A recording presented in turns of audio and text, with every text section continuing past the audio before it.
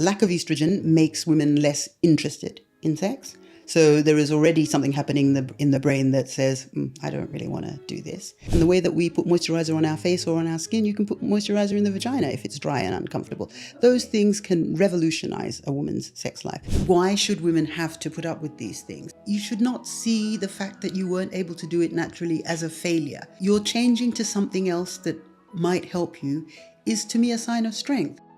Welcome to the Visionary podcast, where we discuss science, medicine, physical health, and mental well-being. Another part of a woman's life is sex, or the lack of it. This can knock a woman's confidence. Tell me exactly what goes wrong and exactly how to fix it.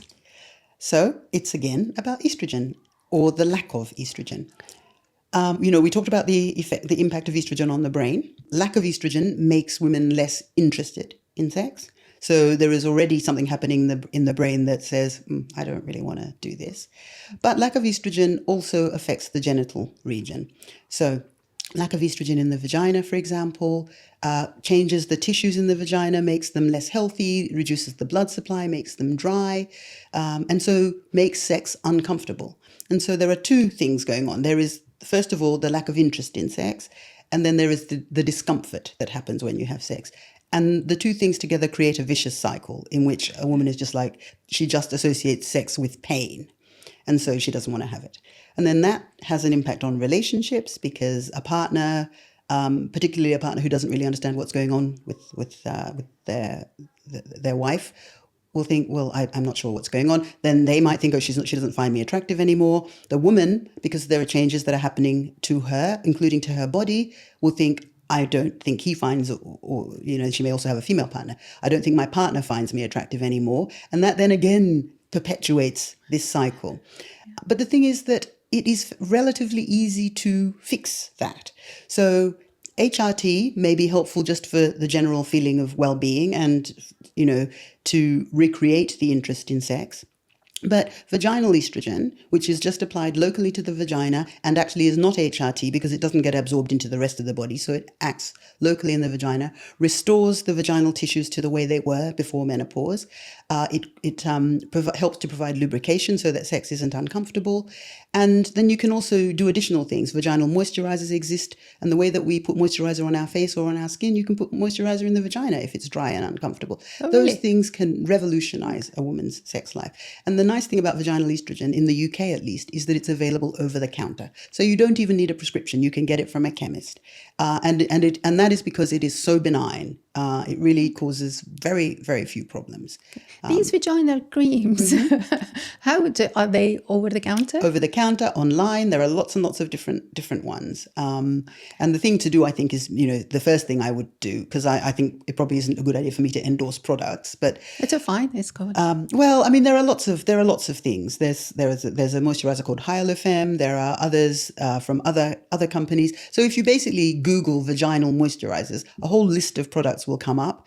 And I think the thing to do is to just look at the reviews because, people respond differently to things. So there are some people who, I've mentioned Hyalofem, there are some people who will use Hyalofem and think, oh, this is fantastic. And there are others who will think, well, this didn't help me at all. So it's really a question of trying different things. But there are lots of products out there. Yeah. But vaginal estrogen is vaginal estrogen is estrogen, but moisturizers and so on are not hormonal. And the other thing just to say is that sometimes, even if you use vaginal estrogen and you use a moisturizer, you may need something additional for sex. So you might need a lubricant. And lubricants and moisturizers are not the same. Lubricants are just for sex and they just help the act of sex be more comfortable. But moisturizers can be used as much as you like, anytime you like. Oh, that's super cool.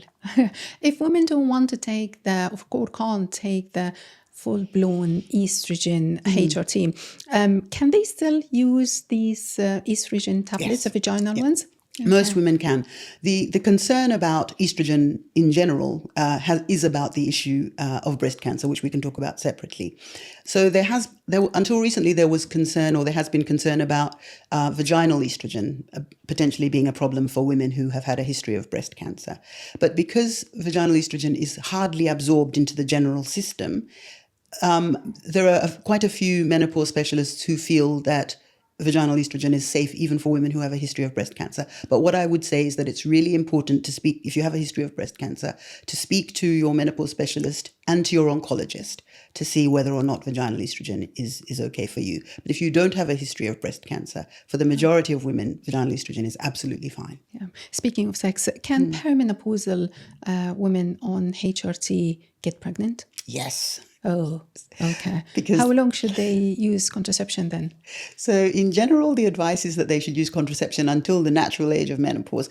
I mean, so when you think about women who are using contraception, we usually tell them that they can stop using contraception after the age of 52 because the risk of pregnancy is very low, or if they're still having periods, at least 2 years after they have stopped having a period. The thing is that with some contraception, you can't, because your periods are not natural periods, you don't know when that time is. But after the age of 52, the likelihood of getting pregnant is very low. So because the periods are not natural, because I bleed, that withdrawal bleed. Yeah. So I wouldn't know when I would ovulate. No, that's correct. Okay. But after and that is particularly the case when you're using combined hormonal contraception, so contraception with estrogen and progesterone, because you're not ovulating. So if you just take a woman who is not using any hormonal contraception, in the perimenopause, in the beginning, she will probably be having regular periods, and that is because she is still ovulating. She may not be ovulating every month, but she will still be ovulating. And because she's still ovulating, if she's not using any contraception, she could get pregnant. And that's why we say in the perimenopause, even if you're taking HRT, you should be using some form of contraception. And you may choose that contraception should be condoms, or you may choose that it should be a hormonal method like the progesterone-only pill. So HRT is not contraceptive. One thing that is often useful for women who are perimenopausal and they're thinking about how they can have HRT and contraception at the same time is something like a Mirena coil, a Mirena intrauterine system. Because if a woman has a uterus, when she has HRT, she needs to have both estrogen and progesterone. And the progesterone can be provided by the hormone in the Mirena coil, by the progesterone in the Mirena coil. And then that serves two purposes. One, to provide contraception, and two, to provide the progesterone component of HRT. So that is a really, really easy way to get both contraception and HRT at the same time. Okay. And the time frame is 2 years after my period stops. Has finally stopped. I should stop. 2 years. Okay. Another symptom, osteoporosis, is another major concern for women after the age of 40 or 45. Could you explain what happens to my bones during this transitional time? All comes back to estrogen again, and osteoporosis is the bone fragility. Yes, okay. So osteoporosis basically refers to a condition in which the bones become weak, the bone density becomes less. So estrogen is really important. So bone development has basically two phases: a phase where bony tissue is made and deposited on this frame that is the sort of skeleton of the bone, and then a process by which old bone is taken away and got rid of. So estrogen is important for the deposition of bony cells and for removing it. And there is a balance. Both processes. It is involved in both processes. And there's a balance. So you put down new bone, you take away old bone, and what remains, if that cycle is working properly, is good, strong bone. What happens when you lose estrogen is that the process of laying down good new bone is altered, is not as efficient, and more bone is taken away. So rather than having a process that's in balance, where you have new bone being deposited and old bone being taken away at a similar rate, you have new bone being deposited less and old bone being taken away more. And so the bones then become weaker. And so estrogen, so before menopause, the reason that women have strong bones is because they have a lot of estrogen. After menopause, when this process is altered, the bones start to become weaker. And one of the things that HRT does, and one of the reasons for taking HRT, is for the prevention and treatment of osteoporosis, because taking HRT restores that process back to the way it happens naturally. Hi, I'm Hala, your host today. If you're enjoying what you see, please hit that lovely subscribe button. It will mean a lot to us. Or maybe a small podcast now, but with your support, we can build this channel together, one step at a time. Thank you so much for being part of it. Yeah, I read online some women talking about going natural or dealing with the menopause symptoms on their own without HRT, the hot flushes and the insomnia, the mood swings, all the rest of these things. But I was thinking, well, good for them for trying, but how will they deal with the cardiovascular issues and the bone fragility? There are still the symptoms or the downsides that we can't see and we can't feel. That's the thing. Not to promote HRT or anything, but there's something they need to know that's happening in the background as well. Yeah, so maybe I'll just comment briefly about that. So HRT definitely plays a role in the things that you are talking about. But, I think as I said before, it's not just about HRT. So what else can you do to keep your bones healthy? Weight-bearing exercise. So exercise in which you walk, you run. You don't have to run, but if you can run and you like running, that's really good. But walking, doing things with your legs, to keep the pressure on your bones will help to keep them strong. So weight-bearing exercise is really, really important. Making sure that the other things that affect your bone health are optimal. So making sure that you have good vitamin D levels. If you don't live in a sunny place, take a vitamin D supplement in the winter, for example. Having an adequate amount of calcium in your diet.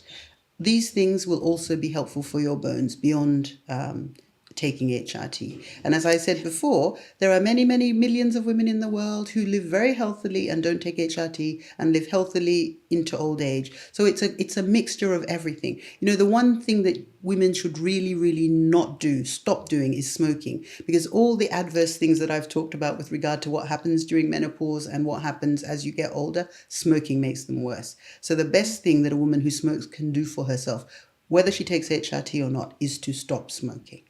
The campaign Menopause Impacts All. What does all mean? I think all means everyone.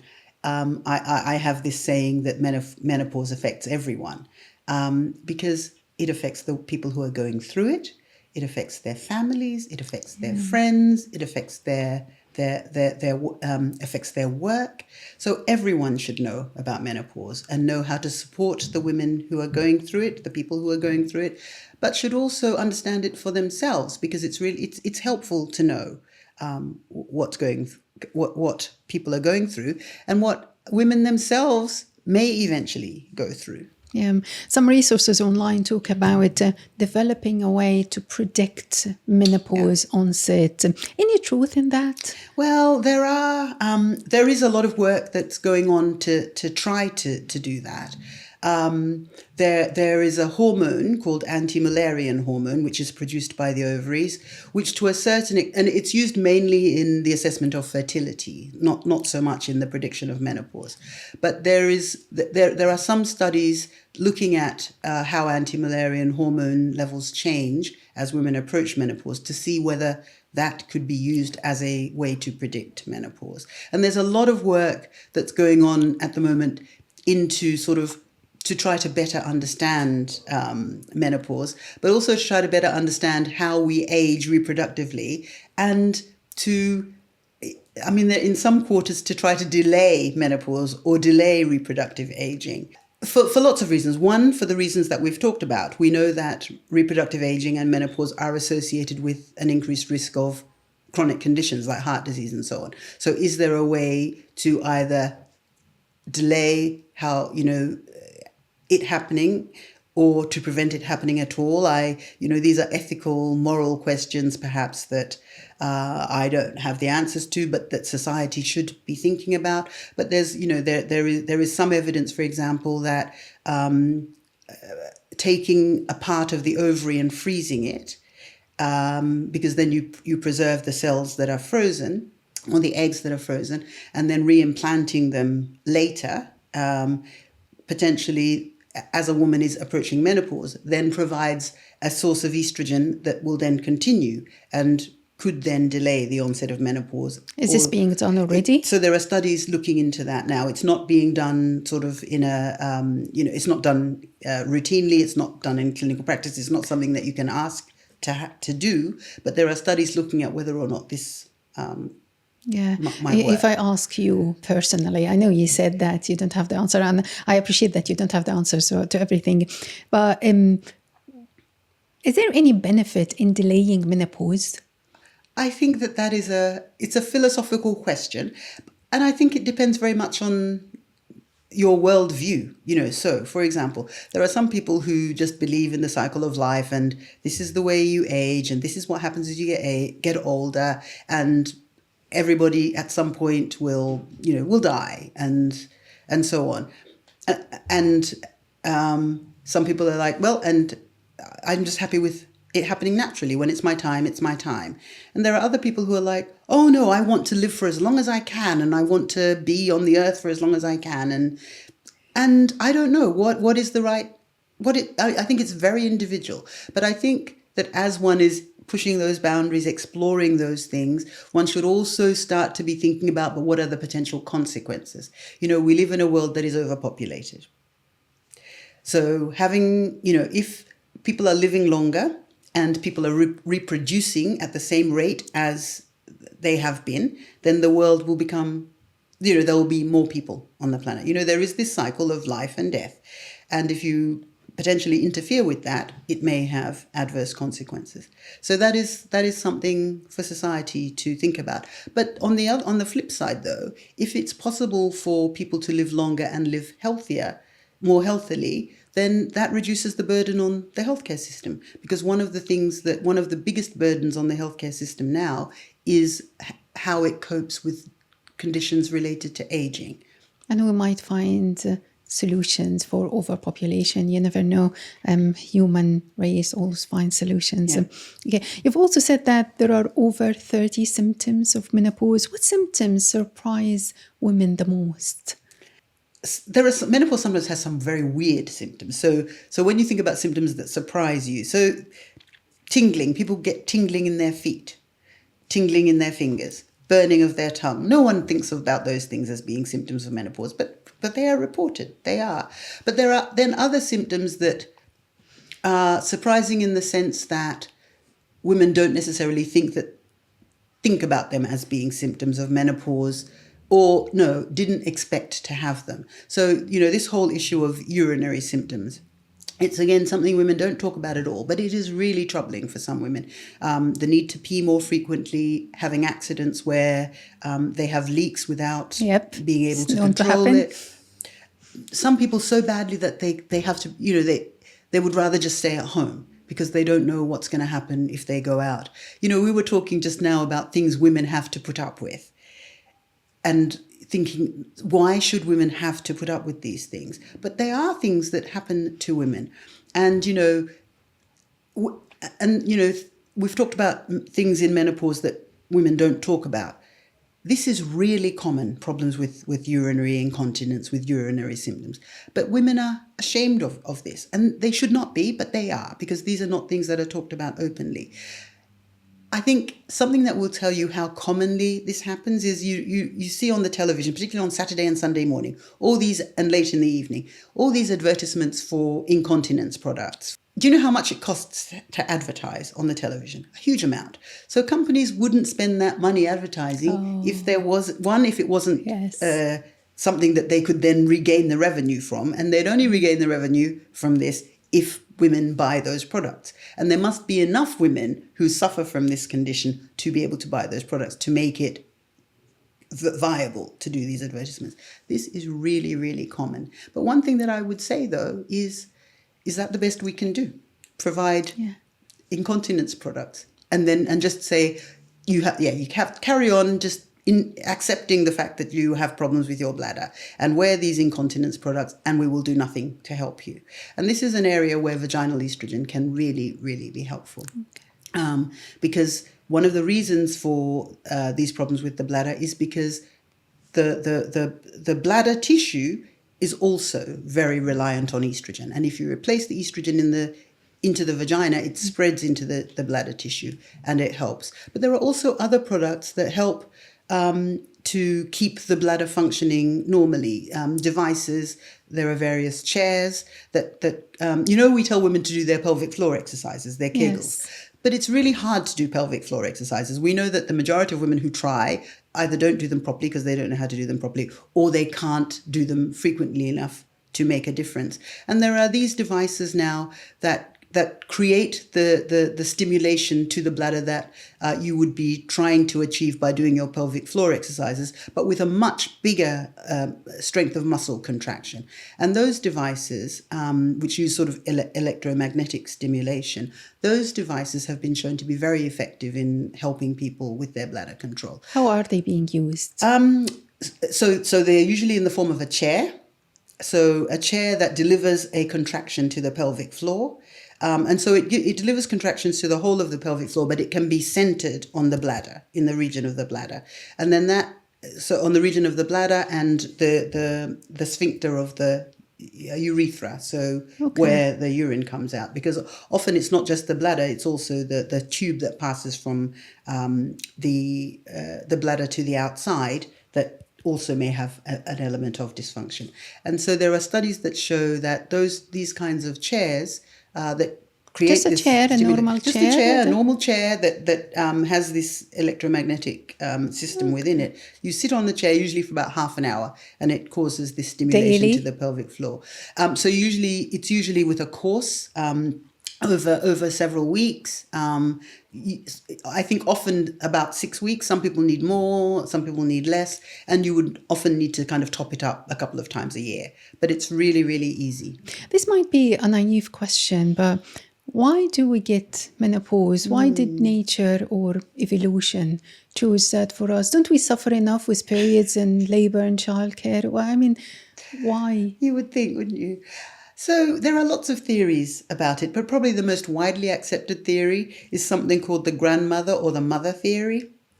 And just to say, so in most human beings, and whales are probably the only mammals that have menopause. Other mammal species don't have a defined menopause. The grandmother theory is basically that women who, so childbearing in general, so if you don't look at sort of modern society, but childbearing traditionally is a dangerous activity.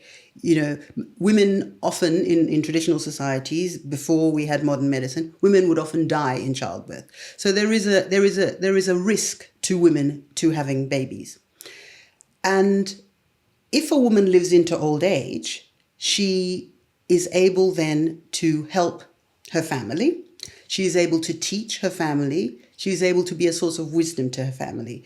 If she continues to be able to have babies, and we know that childbearing becomes more dangerous the older a woman is.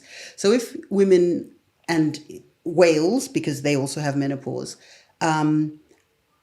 biology allows them to have children into very old age, then it carries the risk of them not being there to bring up their grandchildren, for example, or their children. And so there is this theory that the reason that women have menopause is to preserve them to teach the subsequent generation. Exactly. Yeah. I would still, I know that nature is not always harmonious or wise, and there are so many random and foolish acts of nature. But I would challenge the wisdom of nature here. How come any human being is able to function properly and look after the grandchildren or do anything with these kind of symptoms is so unfair, I would say. Yeah, no, potentially yes. But the thing is, I think, first of all, not everybody has severe menopause symptoms. There is also something about the way a society views menopause that has an impact on the symptoms of the women who live in that society. Oh, so it's not only nature that...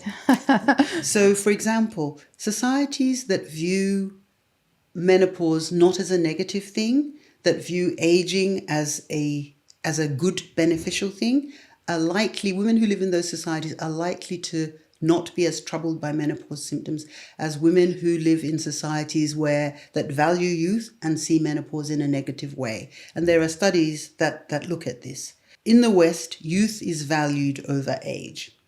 So when you think about sort of more traditional societies, age is venerated. you have old people and they're respected and you go to them for help and so on, whereas in the West, less so. People don't listen. I mean, you don't need your grandmother to tell you about things because you have Wikipedia or Google or whatever. Oh, So the wisdom of that we receive from older people is now becoming less relevant. But in societies that sort of look down on getting older, menopause is often a negative experience. Which is when I think interesting. of wisdom is closely associated with emotions. It's emotional wisdom. It's emotional information passed down to me. I mean, Olivia, my child, she's 9. She can go on ChatGPT and ask any question, but it wouldn't be emotional and it wouldn't have her best interests in heart. That's a different thing. And I think, and you're right. And the wisdom that comes from people who've experienced it, it's not abstract, so you teach a lesson, but you correlate it with something that happens in life, whereas ChatGPT just tells you a fact. Yes. But there's no, as you say, there's no emotion to it, there is no context to it. And that is, I think, something that we are going to suffer from the lack of as time goes on, if we don't find ways to to recreate community. Yes. I remember clearly a certain feeling I had when I took the first pill of HRT. Initially, I had a heavy feeling of facing mortality kind of thing. It's like, it was definitely negative, but once I experienced the good effects on how I felt, how I slept, the disappearance of night sweats, all the rest of that, I felt, I'm looking after myself. Yeah, and that's the way it should. I think that's the way it should be perceived, and I think that's really important, Hala. I think people shouldn't, people who say, "Oh, I'm going to try to do this naturally," and it's fine. I don't have a problem with that at all. But if you aren't able to, you should not see the fact that you weren't able to do it naturally as a failure. It's not a failure. You're changing to something else that might help you is, to me, a sign of strength. It's a sign of you wanting to do the best you can for yourself. It shouldn't be seen as a failure. Some people can get through it naturally, and that is fine if that's their choice. But there are other people who really need support, and that is okay, because there are some people in life who need support. We can't all deal with everything that we are dealt with. Some people are better at dealing with some things than others. And I think the same is true for menopause. And we do seek medical help on all other aspects in life, right? I've read that prescriptions for HRT doubled in the UK in the last 5 years. By the way, do we also need testosterone, a little bit of testosterone for women on menopause? That's a very, very good question, and I'm sure that you will have, in your reading, found it to be a quite controversial question. So I'll sort of talk about what testosterone does and where the controversy comes from. Yes.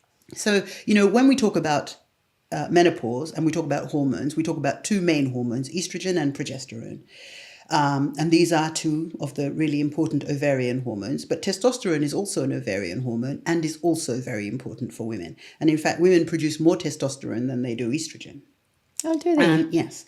And during the menopause transition, testosterone levels also change. And after menopause, testosterone levels also decline.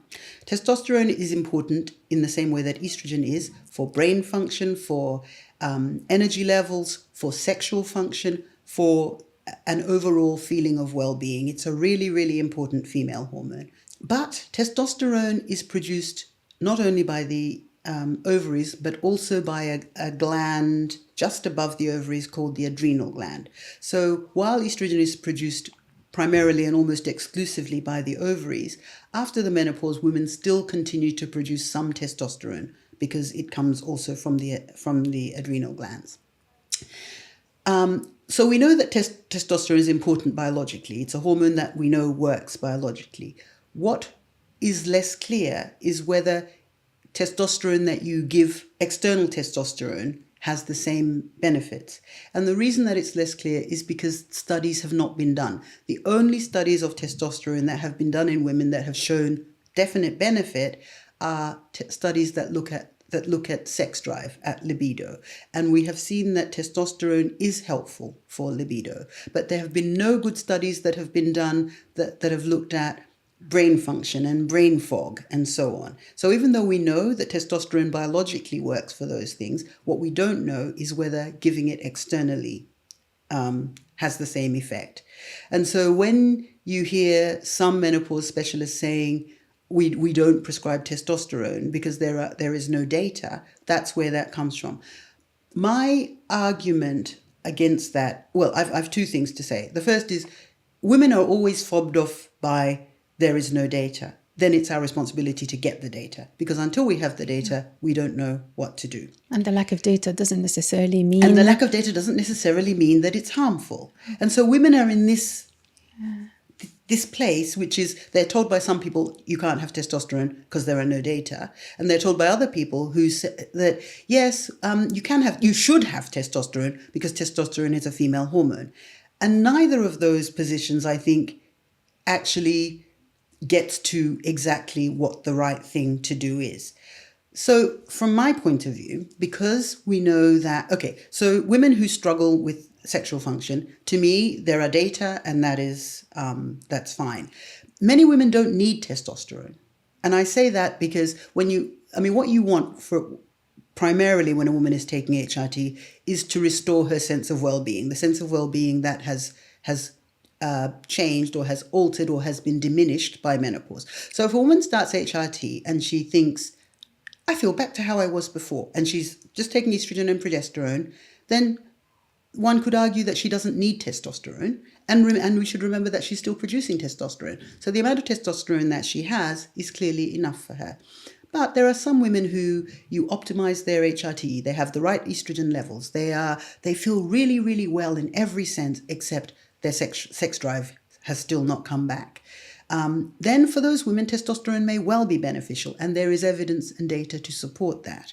But there are some women who will say, I feel better, but I still don't have any energy. I still have brain fog. They have good estrogen levels. They're taking their estrogen properly. For those women, even though there are no randomized controlled trials, which is the sort of gold standard for data, personally, I think that if there's no reason for them not to take testosterone, it's worth a trial of testosterone. But they ask me or I suggest a trial of testosterone, but I also say it may not work. And if it doesn't work, then fine. If it does work, then fine, because that's what you want. But a short trial of testosterone to see whether it works, I think for the majority of people will not do any harm, and it will help them to understand whether it's the right thing for them. And do we know whether women in general lose testosterone with age or not? It's a very good question. So we know that testosterone levels decline with age, but they don't decline completely, as I said, because you still have a source of testosterone. The adrenals continue to produce testosterone throughout a woman's life. But what is really interesting, and I think is not fully understood, is that in a woman's 70s, levels of testosterone go up. Oh, is there a reason for that? I don't think anybody understands why. But, you can track testosterone levels through the menopause transition postmenopausally, and they go down, not down to zero, because, as I said, you still produce testosterone, but then in the 70s, they start to go up again. And what does the NICE guidelines, for those who don't know, I don't remember what NICE means. National Institute of... Yeah, the NHS, what does the NHS say in that? If I knock on my GP's door and say I might need testosterone, will I be allowed? So in general, the NICE guidelines support what the data support. So the NICE guidelines, I think, are clear that for women who have, there's a word that they put, distressing low libido. The word distressing, I think, is very subjective, but testosterone could be an option for that. I don't think at the moment that the NICE guidelines say that it should be given for things like brain fog and energy, and the license for testosterone is not for that. So what you would do in a circumstance where you were thinking, oh, well, it might be helpful for this woman to see if testosterone is right for her, is you would explain that this is outside the label of the testosterone. The thing about the preparations of testosterone that we have now is that they were designed for men. So the preparations, the way that they are packaged and so on, they're packaged in doses for men and not for women. And so alongside the fact that the label says this is a product for men, you have to explain this to women. You also have to explain that the dose that you will see on the packet is not the dose that you should be taking. Women need a fraction of the dose. So, for example, it often comes in sachets. And men who take testosterone would have one sachet a day, usually 5 grams, one sachet a day. Women have to eke out that sachet over 7 to 10 days. Otherwise, they would be getting too much testosterone, which in itself can cause problems. Yeah, but it is the same testosterone. But it's the same testosterone. Okay. It's exactly the same testosterone. There's only one product that was licensed for women, which is licensed in Australia, but which can be imported into the UK. But it just shows you that there is so much that needs to be done with regard to research into menopause for women. What are the right types of treatment? What is the right testosterone? Can testosterone be produced for women in a way that gives them the right dose and allows them to use it in the right way? It's another gap. There are many. Yes.